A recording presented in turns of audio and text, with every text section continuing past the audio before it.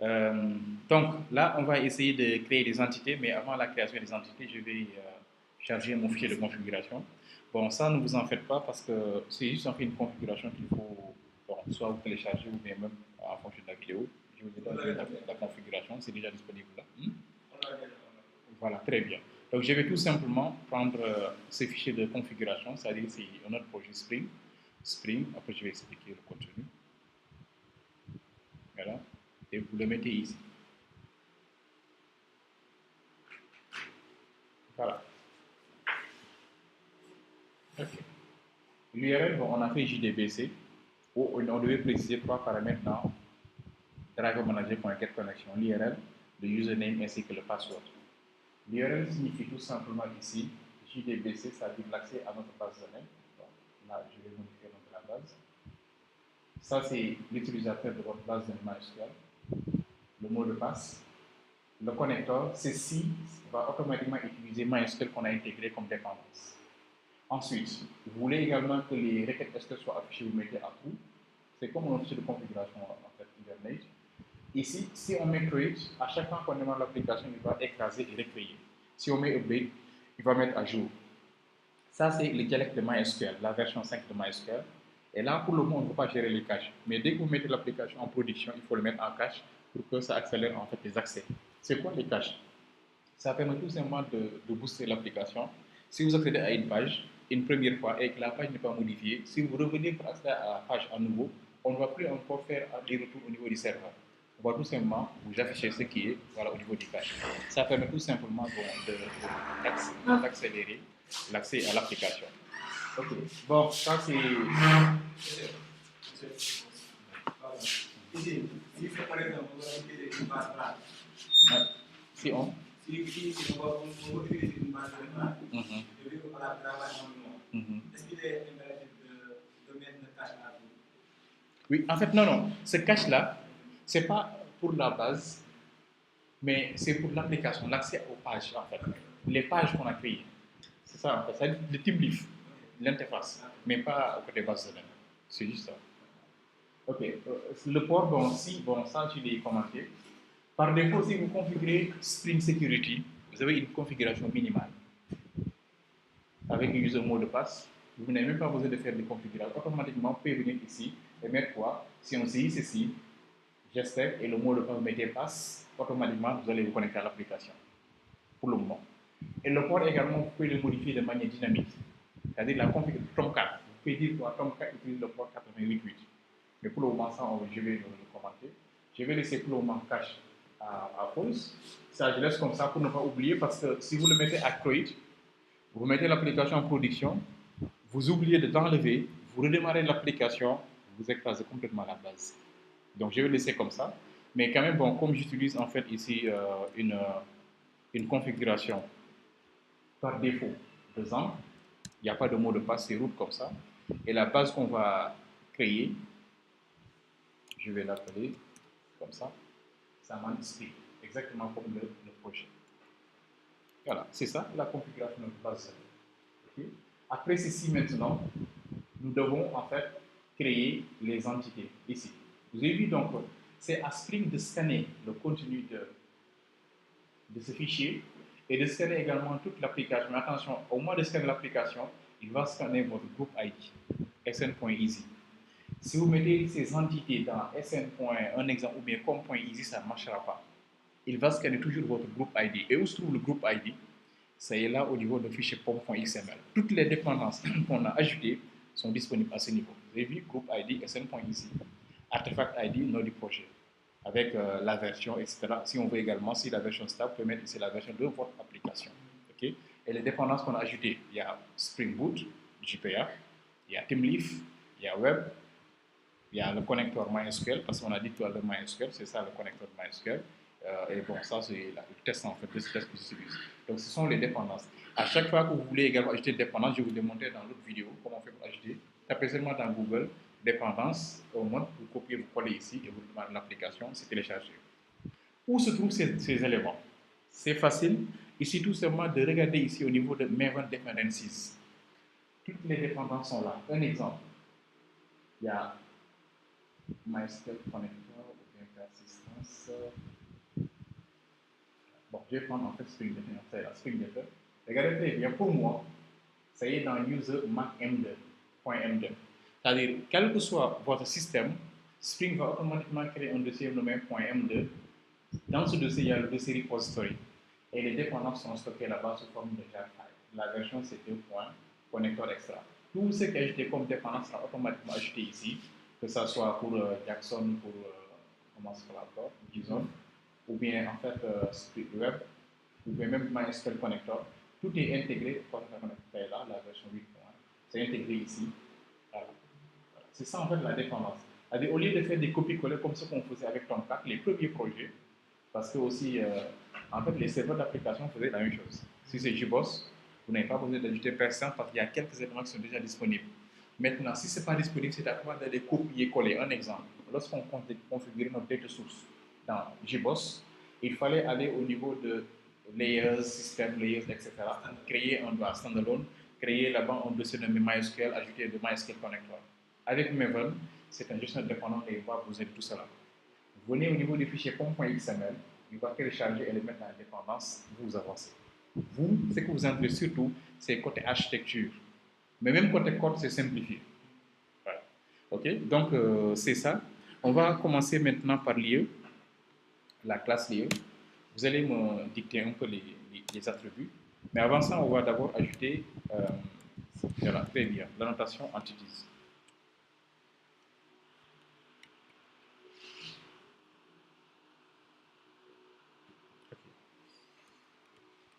On avait en fait, voilà, ID. Ensuite, on avait quoi d'autre?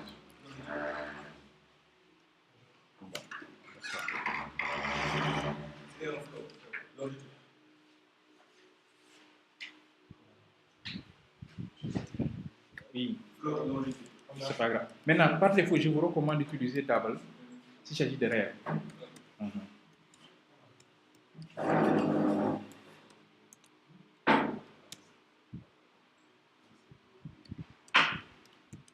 Ok, Double, latitude. Voilà, pour les coordonnées géographiques. Ok, bon, je crois que cette fois-ci, quand même, on va intégrer un peu le map, non? Et quoi d'autre? Le nom aussi? Oui, le nom. Je vais le mettre là.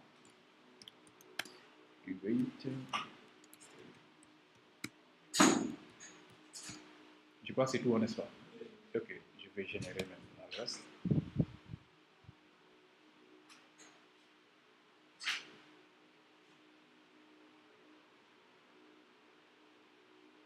Source, generate, getters and setters. Select all, yes. Bon, si je veux également, je peux générer des constructeurs. Generate, constructeur, sans argument, le premier.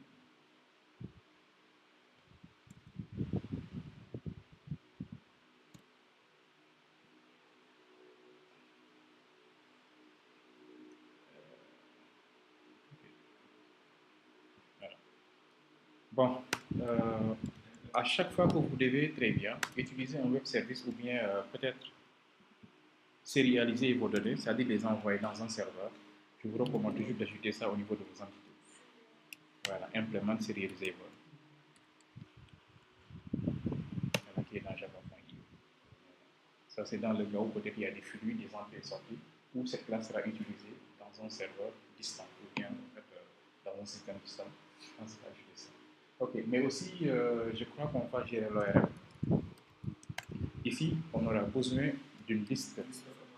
Voilà, une liste de formation. Je vois point utile de formation.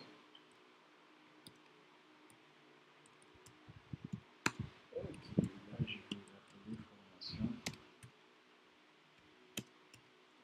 pour éviter new l'exception. Voilà, exception. New array list.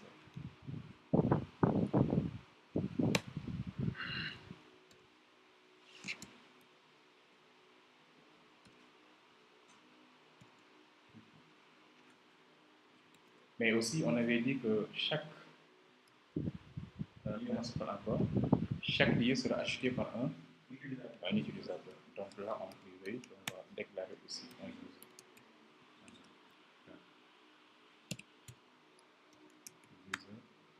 Toujours, pour les classes, il faut toujours faire un new.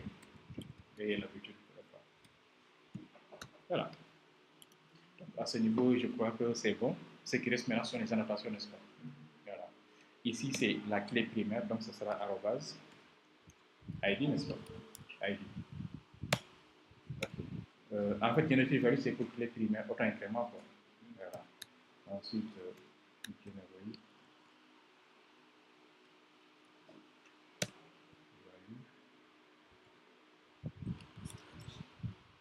Stratégie.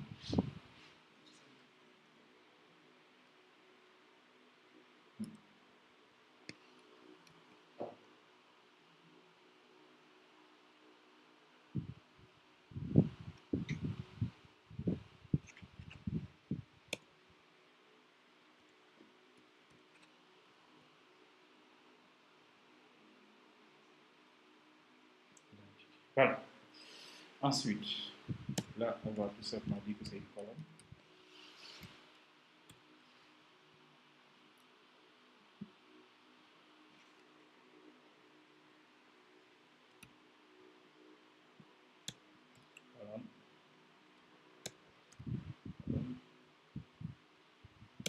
Ok. Mais là, on va dire quoi? Voilà. On want to read it.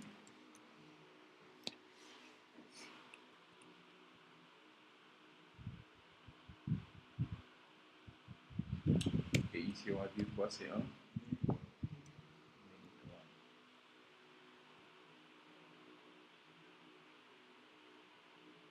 Voilà.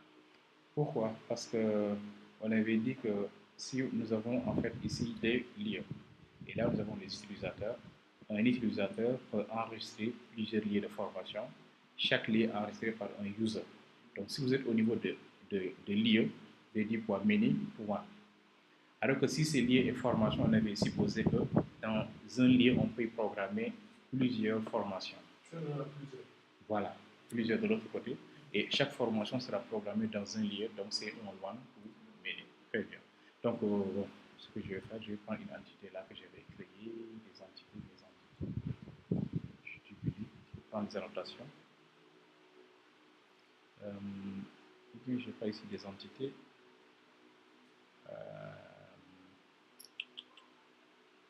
Ok. J'ai un one to many ici. Je vais copier ça. De toute façon, on va me signaler un peu erreur.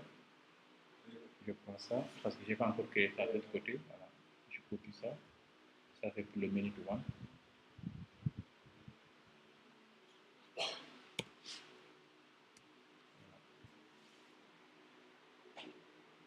Parce qu'il y aura une clé étrangère en fait. De user qui va migrer dans. Donc là, moi je vais l'appeler user ID. Voilà. User ID va migrer comme clé étrangère à l'intérieur de l'IO.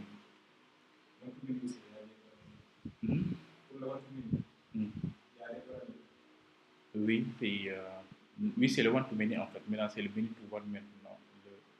Ici j'ai pas de one to many. Hein. C'est many to many. Attends, je vais chercher un autre.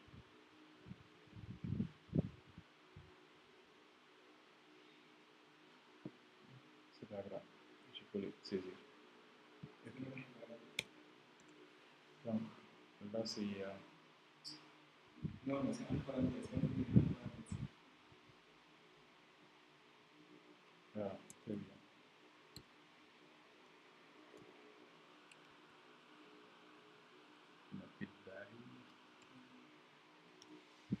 Je vais l'appeler de l'autre côté, ce sera lié. On va me signaler des erreurs, mais c'est pas grave, après on va l'ajouter.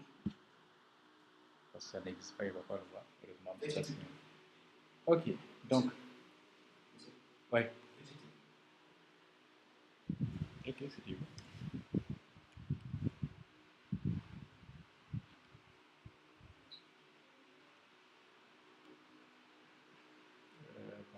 lazy. Par défaut, en fait, c'est lazy. Voilà, donc ça c'est lieu. Donc, on va attaquer formation maintenant. Même principe, on va ajouter entity. Javax.persistence. Privilege. On avait quoi d'autre? Le nom.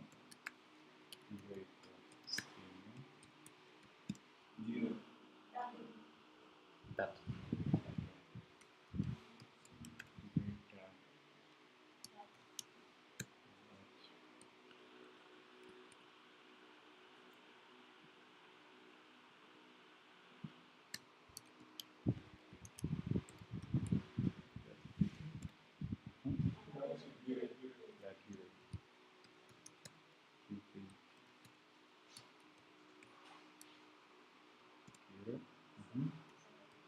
C'est tout.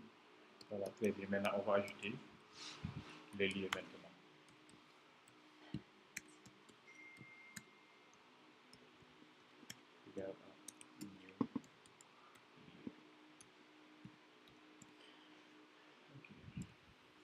Ensuite, on génère les getters et les setters.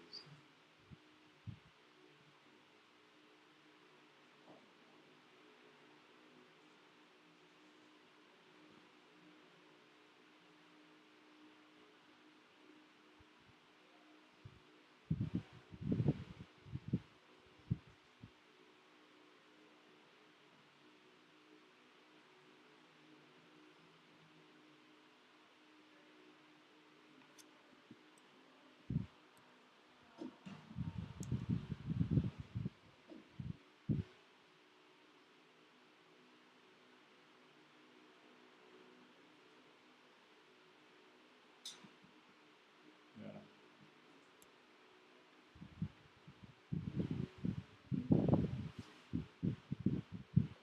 C'est bon, getters, setters, voilà. Date java.youtube. Ensuite, on ajoute maintenant les annotations, @id.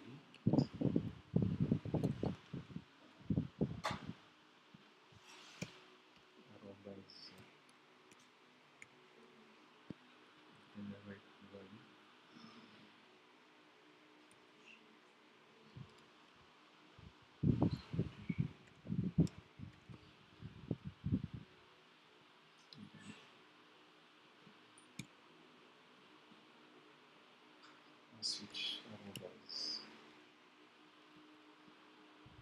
voilà.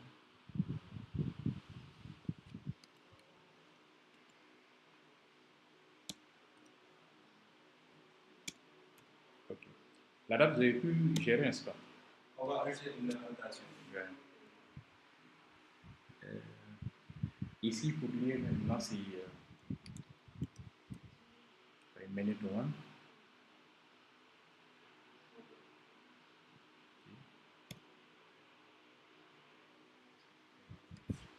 Là, on va ajouter la notation chain column. Main, exactement comme ce qu'on a fait ici.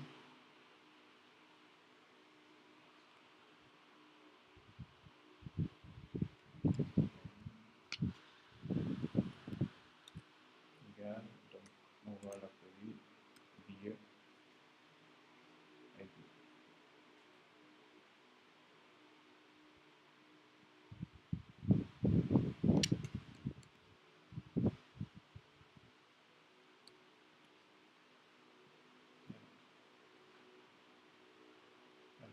Ok, et au niveau de date maintenant, quelle est la notation qu'on va ajouter?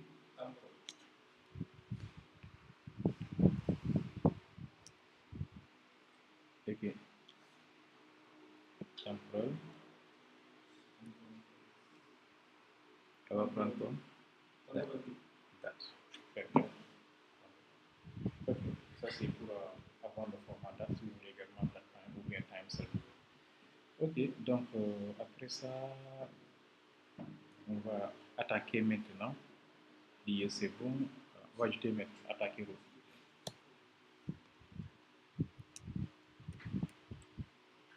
Entity.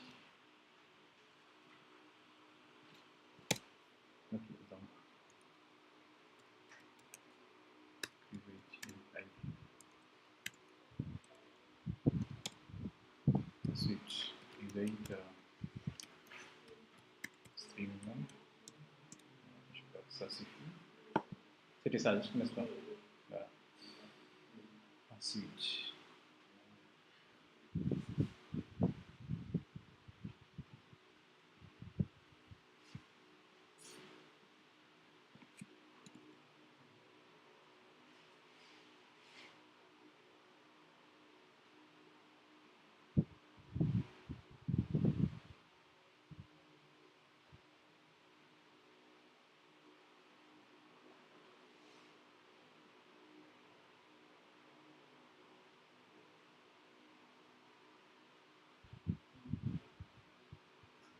bon, je vais copier la même chose. Contrôle.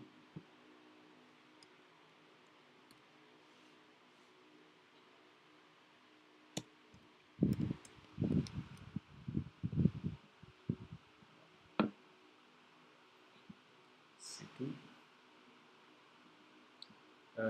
Ensuite, on a besoin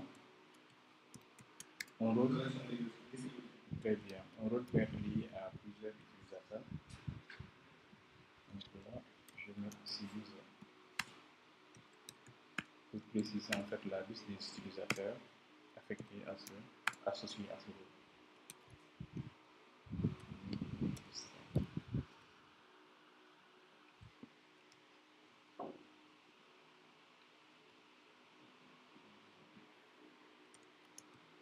Ok.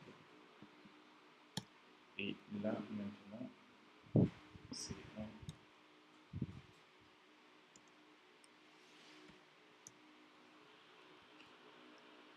many to many. Je crois que je vais entrer sur many to many ici. Many to many, flash type, oui, mais ça je l'ai mis au niveau de l'autre côté. Donc, si je prends du côté de rôle,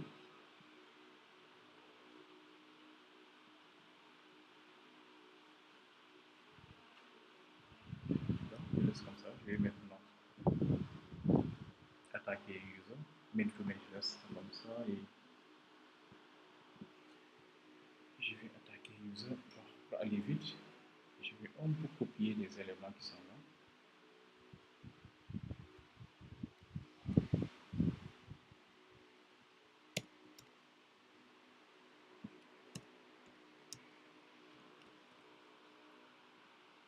Voilà. Ici c'est rôle.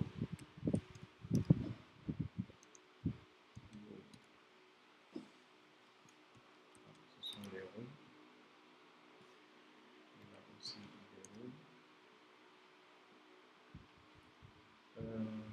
Ensuite,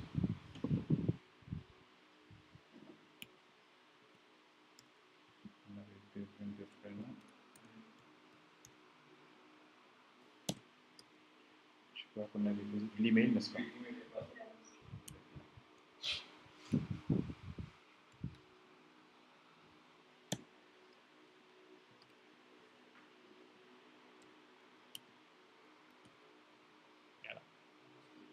Maintenant, ajouter ça, c'est pour Spring Security.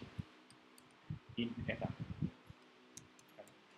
Quand on fait une requête SQL, on va demander à Spring de nous donner l'utilisateur, l'email, le mot de passe ainsi que l'état. Ok, et là maintenant je vais ajouter tout simplement la notation qui est là.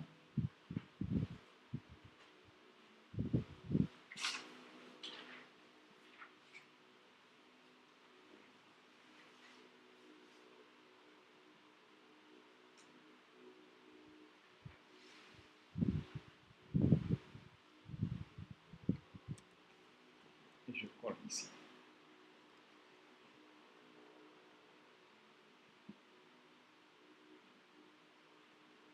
Voilà, donc many to many, fetch type c'est lazy, cascade type. Oui, oui, au niveau de user. C'est pour gérer en fait la table d'association. La table, on va l'appeler user role. Voilà.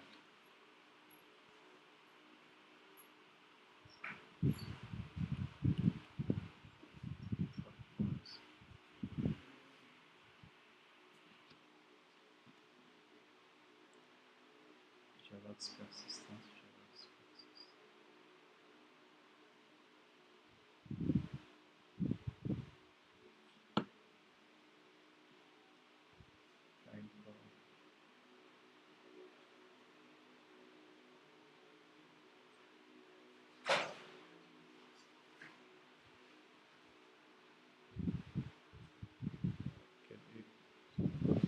User.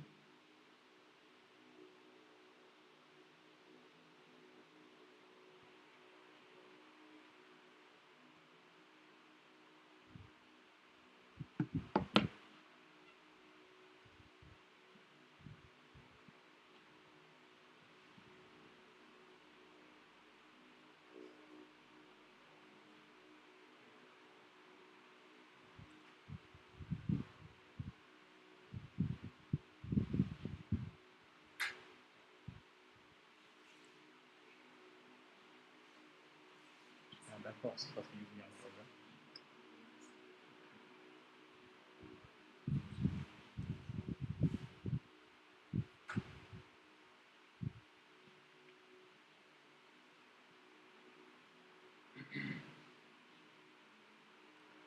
Ok, user role.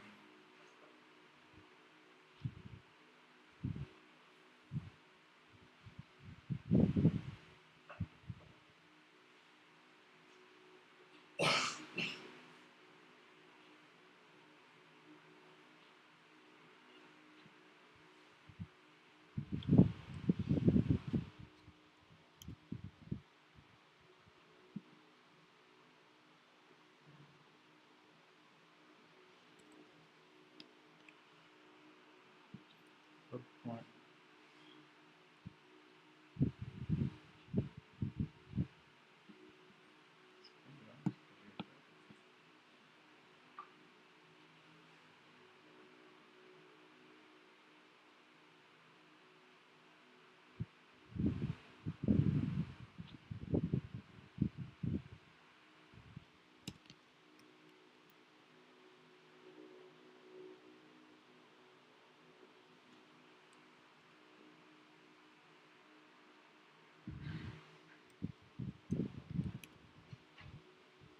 C'est tout. C'est la tabulation qui ne marchait pas, je ne sais pas pourquoi. Bon, ici, tout simplement de copier la bibliothèque, c'est tout. Ok. Bon, là, je vais laisser IDU. C'est pour, en fait, ajouter une petite différence entre ID. Parce qu'au niveau de user, l'ID, je l'ai appelé ID. Et au niveau de rôle, c'est ID. Maintenant, ce qui va se passer, c'est quoi? C'est que l'ID qui est là va migrer comme clé étrangère ici au niveau de user. Au niveau de user role, comme c'est ici, j'ai dit user role, role user. Maintenant, si j'avais peut-être géré l'association au niveau de role, dans ce cas, ça role user. Donc, je vais commencer par ID, R, après IDU. Parce que ça, j'ai une colonne au niveau de user role, c'est IDU et update, policy, etc. Et inverse d'un colonne, cela veut dire quoi? Tout simplement, l'autre clé qui va venir de rôle passer un mini to mini entre rôle et user. Et ici, c'est tout simplement de préciser le mini to mini pour avoir la liste aussi des utilisateurs. Ici, c'est la liste des Ah, bon, j'ai également besoin d'un one to many aussi, là, parce que regardez, c'est au niveau de l'IE, j'avais dit que pour l'IE, ici c'est many to one pour user. Donc quand je viens également au niveau de user également, je dois avoir ici, voilà, très bien, liste des liens. Liste des liens.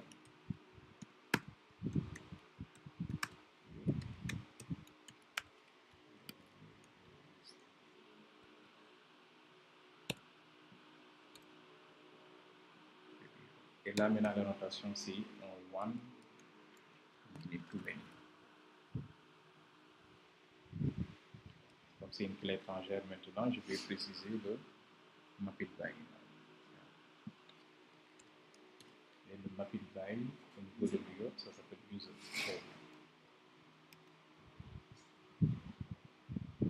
Voilà. C'est comme ce mapping by qui est là, c'est-à-dire ici au niveau de l'IE, j'avais aussi one to many lieux. Quand je viens dans formation ici, là, c'est l'IE qui est là. Voilà. Donc, côté ORM, ça va. On a créé les constructeurs. Ah, non, ça va. Constructeurs, getters et setters. Je vais générer source, generate, getters and setters.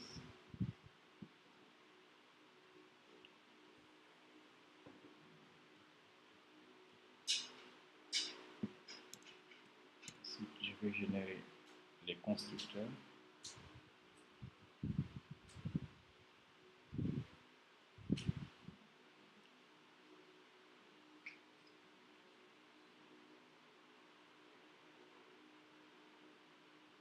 Voilà.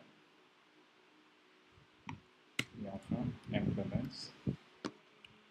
serialization.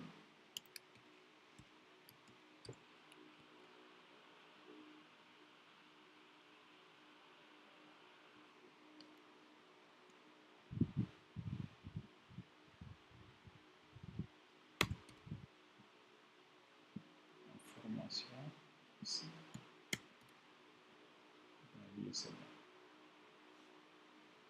Voilà. Donc, on a terminé avec l'entité. Donc, ce qu'on peut faire, on a également, ce qu'on va faire, on va essayer aussi de créer la base de données qui s'appelle Saman Stream. Donc là, j'ai démarré mon serveur.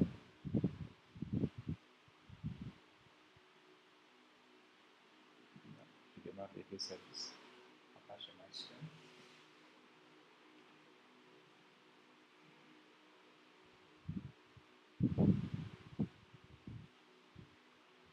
Okay. Je reviens ici. Base de données. Je vais créer la base qui s'appelle Saman Stream. Très bien. Notre base est créée. Pour le moment, c'est vide. 0 table. Si on revient maintenant au niveau de l'application, pour démarrer l'application, on démarre à partir d'ici. Là. Donc là, je vais en profiter pour créer le contexte de l'application, c'est-à-dire application context. Application context. Voilà, de org.spring. Je vais faire context cities. Égal. Voilà. Après, je vais utiliser ce contexte pour charger les builds, c'est-à-dire Spring Data, les interfaces qui sont là, pour tester l'ajout ou la modification. Mais pour le moment, on va d'abord essayer de démarrer et de créer notre base de données. Ok, donc là, c'est run as. Au lieu de un serveur, c'est sa Java application. Hein. Ok, donc l'interface est là. Voilà, là, il a chargé loading notre driver. Très bien. Et voici les requêtes SQL qui sont en train d'être créées, d'être exécutées. Create table, lié, create table role, user, role, user. Voilà, role, user. Ah oui, il va falloir qu'on retouche un peu.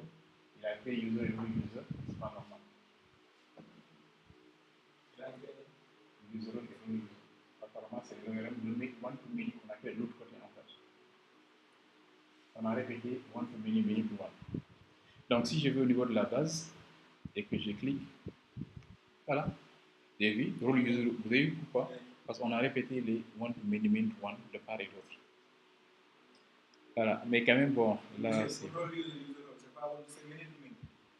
Many to many, c'est le many to many. Mais on devait avoir user seulement par deux. Dans les deux classes, on met many to many seulement. Je regarde le concepteur. Bon, ça va. Je vais regarder l'autre annotation que j'avais utilisée ce matin. Spring.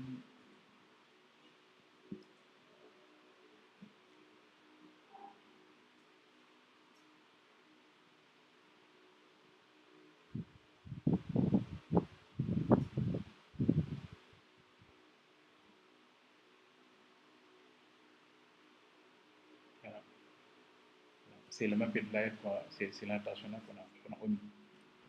C'est tout, il fallait tout simplement faire l'annotation. Donc, je vais l'ajouter. Je copie cette annotation que je vais ajouter au niveau de rôle. J'arrête. Je reviens au niveau de rôle. Là.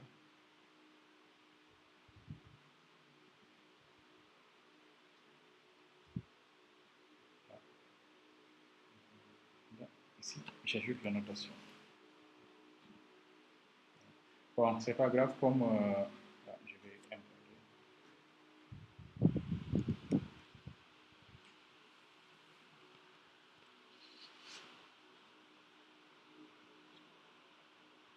Voilà, on appelle by rôle, c'est-à-dire ce rôle qui est là. Maintenant, ce que je vais faire, je vais lui demander d'écraser et de recréer la base. Donc ici, je vais tout simplement mettre un truc. Mais attention, en production, il ne faut jamais faire ça. Voilà. Après, il faut l'enlever. Dès que c'est créé, vous mettez update. Ok, donc je reviens ici. Parce que je ne veux pas qu'il garde en fait l'autre tableau en fait. Et voilà, ce qui va nous permettre de voir. Regardez très bien, si vous ne précisez pas du tout role user, regardez très bien les champs de role user, il va créer lui-même role ID, user ID. Alors que nous, ce qu'on a précisé, c'est IDU et UDR. Vous avez vu? Voilà, donc le fait de préciser les champs, ce n'est pas obligatoire. Si vous ne dites rien du tout, il va prendre ça. Même les mappies by là aussi, plutôt les joint column également, si vous ne précisez rien du tout, automatiquement, il va vous prendre la clé étrangère comme le nom de la table en ressort ID. Voilà. Donc là, on va écraser, on recrée encore parce que là, on a mis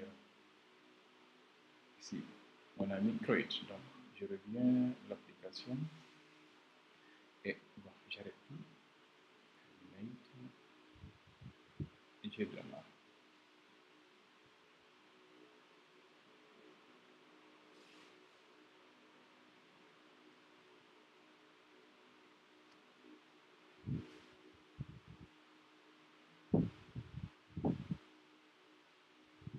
Il y a des exceptions là.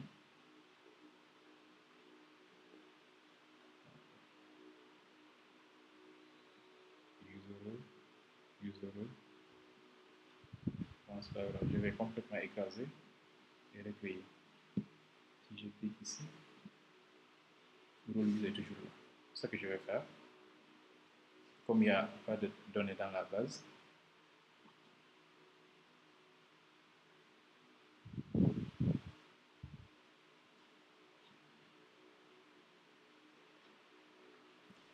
maintenant pour les suppressions, je suis obligé de commencer par. Voilà. Je commence par formation d'abord.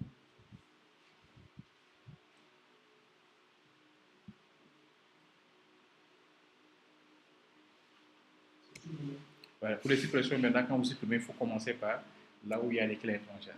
Vous ne pouvez pas supprimer un élément s'il y a une clé étrangère. Ensuite, je supprime lieu.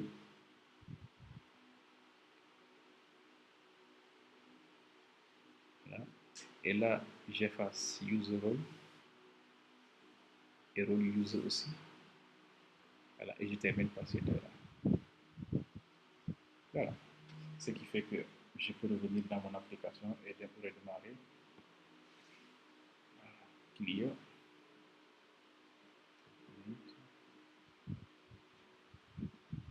Donc ça c'est plus propre, c'est mieux. Oui. Hein?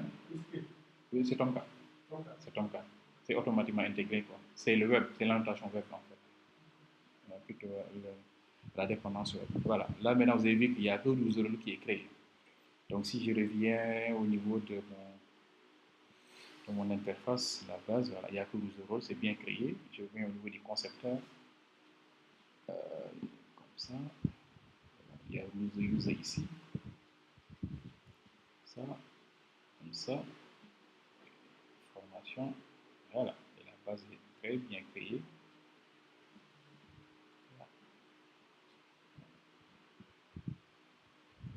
C'est très clair. Donc nous avons les liens qui sont ajoutés par des utilisateurs. La clé étrangère est là.